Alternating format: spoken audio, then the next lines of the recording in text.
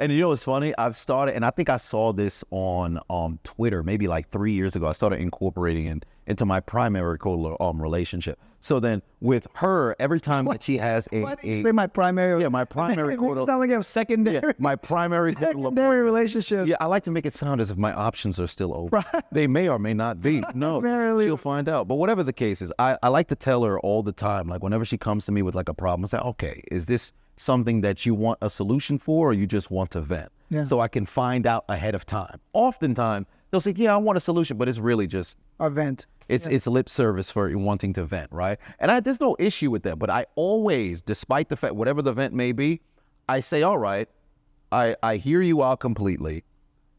Do you want me to give you a solution? The moment that I give you the solution, I don't want to hear about the problem anymore. And I make sure that I verbalize to her, say, I don't want to hear about the problem anymore unless you've attempted said solution and it failed. But if you've done nothing, and you come to me the following day and you want to vent again, we can't do that because I'm already at capacity. It's not going to happen. And a lot of times that's one of the things with conflict resolution in relationships as well, where when problems arise, they don't have that check-in with each other. For me, what I incorporate is I have a bi-weekly and a monthly check-in, right? It varies. Sometimes it could be bi-weekly or it could be monthly, where we just sit down, whether we're in bed, whether we're at the kitchen table or at a dinner, check in, where are we at, what problems persist, what is on the horizon if we don't fix this issue, so that we can mitigate any problems moving forward. I think that's the issue too, right? Because a lot of women will say, oh, I want a man who's in touch with his feelings. That's women say, I want a man who's not afraid to be emotional. That's the biggest bullshit I've ever heard. Women don't want that. Women want a guy that's a problem solver that will hear them out. But they don't want a guy that's like, babe, today something really stressful happened at work and my boss is really yelling at me. They don't want that. They don't care about that. Yep. They don't want him to be emotional to them.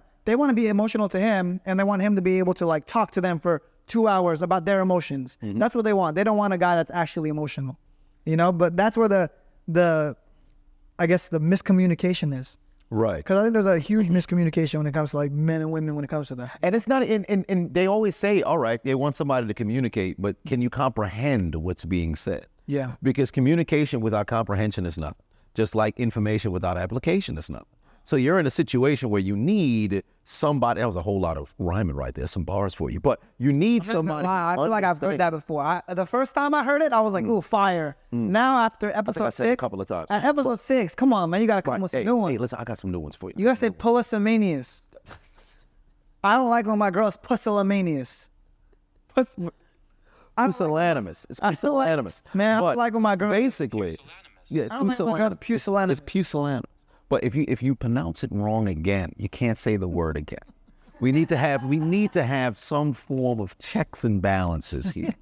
But overall, I think one of the things between pusillanimous. All right, yeah, pusillanimous. I'm not gonna lie, I need a piece so bad. I'm holding it just because I'm hold it. You'll be all right. We don't got too much further to go. Probably about like 15 to 6 hours, but whatever the case.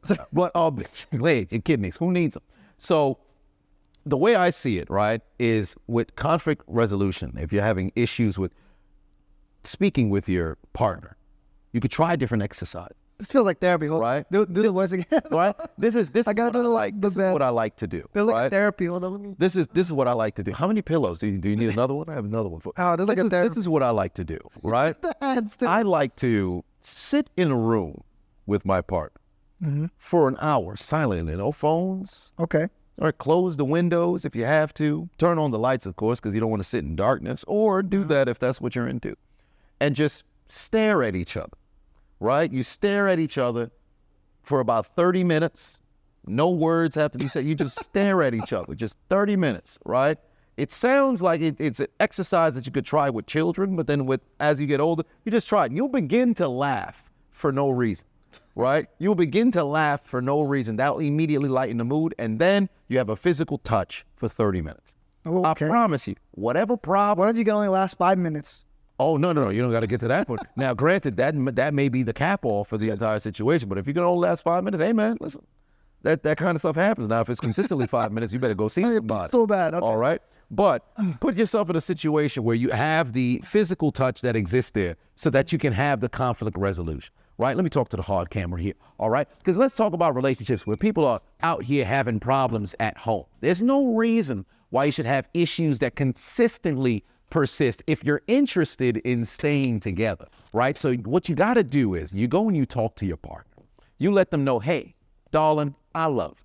Or handsome, I love you. Whatever the case may be. You let them know that you're here for the long haul. And then when that's established, you then run down the issues that you have. You leave the door open for them to also establish the issues that they have, and you come up with solutions that can be incorporated immediately to ensure that the relationship can survive. But if you sit around trying to be hopeful that somebody will change without verbalizing what the issues are, do you expect any sort of resolution? Do you expect anything to change? That's foolishness. Try something. Maybe even incorporate some sort of fund between the two of you. When somebody is wrong and did something that was wrong, in order to make up to the following party, hey, we're going to do an activity that you really enjoy, or the two of us enjoy. You have some sort of outing that you can go and do. Try to do different things so that you can keep the relationship somewhat flourishing. Because if you're not doing that, what's really the point? You're going to end up leaving each other bitter, having issues. You want to at least be somewhere where if you do go your separate ways, you have nothing but good things to say about each other. Have you ever seen people talk about their exes? Why is everything negative? I don't understand that. I have no issues with my exes. They have nothing bad to say about me. But for whatever reason, individuals out there, whoever they may have left, they hate them. Don't you think that's crazy?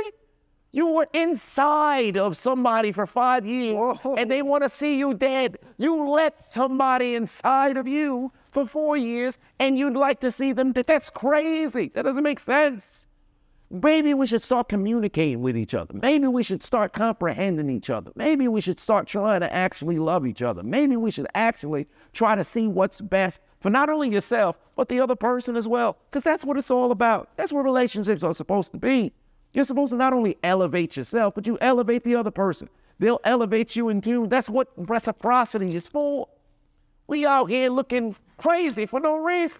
Tycoon. It's good to know, not tycoon. What did you urinate away? You can't pee away your intelligence. Tycoon. No, not tycoon. No, would you have Tourette's? It's getting ridiculous. But yo, it's getting ridiculous.